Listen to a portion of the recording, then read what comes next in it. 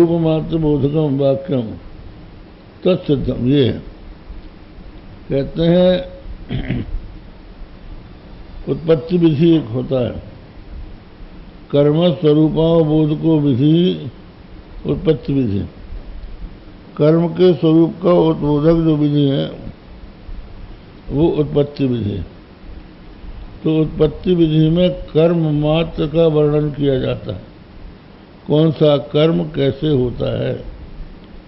फिर उसके बाद विनियोग किया जाता है कि इस कर्म का इस उद्देश्य से अनुष्ठान करना चाहिए। तो जहाँ इनका वर्णन है कर्म स्वरूप का, वहीं यज्ञदान तप का वर्णन है। अब इनका विनियोग बाद में होगा वाक्य से, तो जैसे वहाँ सर्ग काम में इनका विनियोग है, उसी प्रकार विविदिशा में भी विनियोग है, ये बता रहे हैं। स्वस्य अग्निहोत्रादि यत्पुत्र्या अम्नानम कर्म स्वरूप मात्र बोधकम वाक्यम तत्सिद्धम। आगे बतला रहे हैं इसी पर। अग्निहोत्रादिकम भी प्रथमम अग्निहोत्रम जुहोति इत्यादि वाक्य ही फल विशेष शून्य में विधीयते। अग्निहोत्रादिक जो है पहले अग्निहोत्रम जुहोति इत्यादि वाक्यों से फल विशेष रहित ही बताया गया। पश्चात वाक्यांतरेण फिर किसी दूसरे वाक्य से तदपेक्षित फल विशेष दस संबंध प्रतिपादित है। फिर तदपेक्षित फल विशेष में उसका संबंध प्रतिपादित दूसरे वाक्य से होता है। उसी प्रकार तद्वदेव विविदिशायाम अपनी तस् संबंधों न विरुद्धते। तो जैसे और किसी फल के साथ उसका संबंध जोड़ा जाता है, वैसे विविदिशा वेदनेच्छा के साथ भी उसका संबंध हो जाए, इसमें कोई विरोध नहीं है। विनियोजक वाक्य का नाम तुल्य कल्पत्वात्। विनियोजक वाक्य जो है तुल्य है। एवं च विषय सौंदर्य ज्ञान लभ्यायाम इच्छायाम कर्मण साक्षात साधनत्व संबंधेन सामर्थ्यात्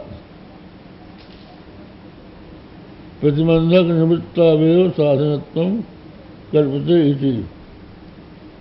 कहते हैं इस तरह से विषय सौंदर्य ज्ञान से उत्पन्न जो इच्छा है, उस इच्छा में करुणा साक्षात साधनत्व समवेन सामर्थ्यात् प्रतिबंधक निवृत्तावेव साधनत्व कल्पते। जो कर्म है, कर्म माने यज्ञ दान तप, ये जो है इनसे शरीर को क्लेशी तो होता है।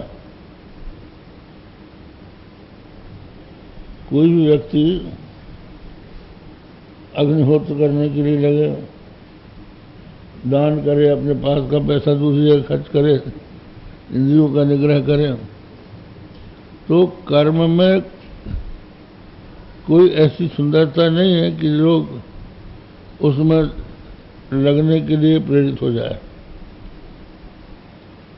उससे जो फल मिलता है, यज्ञ से स्वर्ग मिलेगा, दान से मिलेगा, तप से मिलेगा, तो विषय सौंदर्य जन्य इच्छा होती।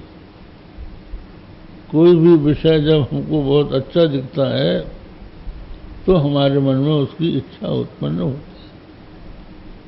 तो विषय का सौंदर्य कर्म में तो नहीं है, लेकिन कर्म फल में है। तो ऐसी स्थिति में कर्म में जो हमारी इच्छा होती है वो दुरित निवारण के लिए होती है।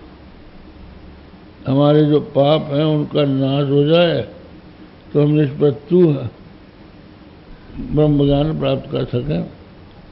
इसलिए ब्रह्म ज्ञान से होने वाला जो नित्य सुख है, मोक्ष, उसका ये साधन है। कौन? दिदीक्षा, जिसको जिज्ञासा कहते हैं। तो उसमें कर्मों का विनियोग।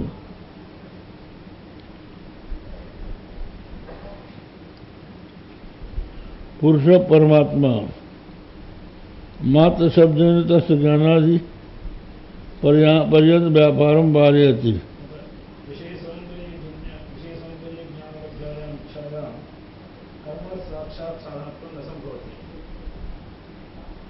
हाँ क्या है?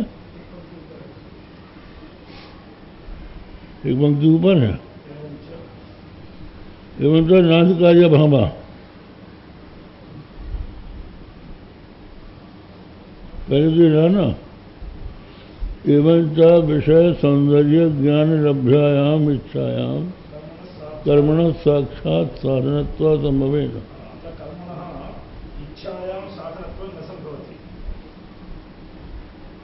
सामर्थ्यात्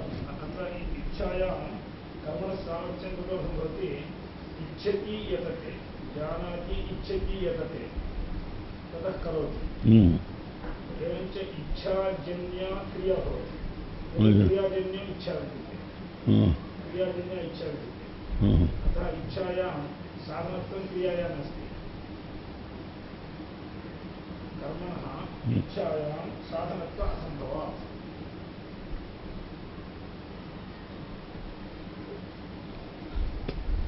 पहले जो बताया विषय सौंदर्यजन्य, विषय के सौंदर्य से को देखकर किसी की इच्छा उसको प्राप्त करने की होती है, तो जो जिज्ञासा है उसमें जिज्ञासा के हेतु जो यज्ञ दान तप है, इनमें किसी की इच्छा तो हो नहीं सकती। तो इच्छा की उत्पत्ति जब होगी तो ब्रह्म ज्ञान प्राप्त होगा, ब्रह्म ज्ञान से मोक्ष होगा।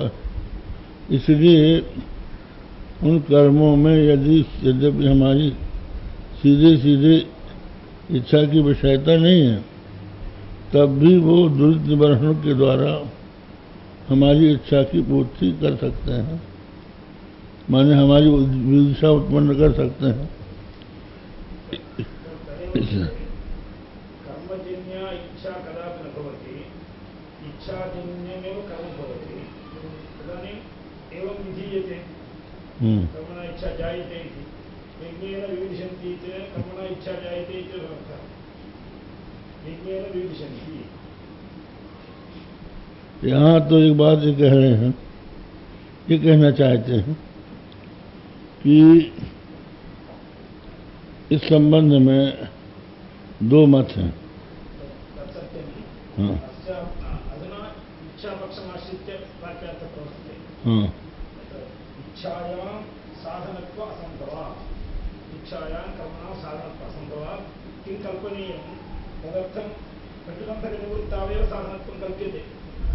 साक्षात् साधनत्व असंभवात् प्रतिबन्धकनिवृत्तौ कर्मणां साधनत्वं कल्प्यते।